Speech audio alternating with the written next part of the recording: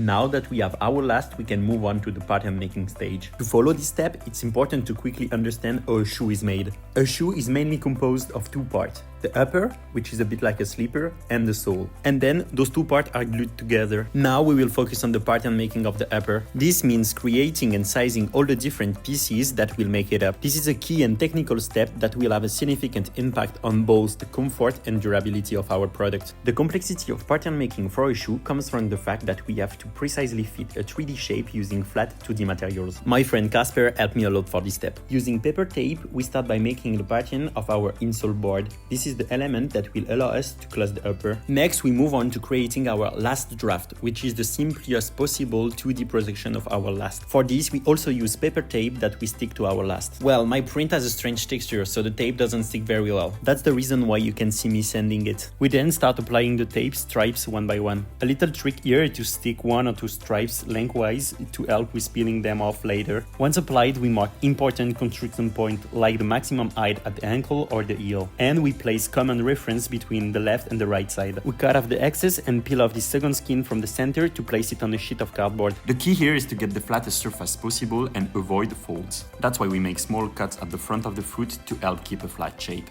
We then cut out the result and trace it into another sheet of paper. We repeat the same operation with the other side and use our previously placed reference point to align the two elements. Finally, we use our two pieces as stencil to overlay the lines. You can see that some lines are identical while others are not. For small differences like at the back of the foot, we drew an average line in the middle. But when the gap becomes too large, like on the lateral side, we have to differentiate the pieces. In the end, this gap is partly responsible for the difference between the right and the left foot on the upper. I will see you in the next video where we will make our first prototype.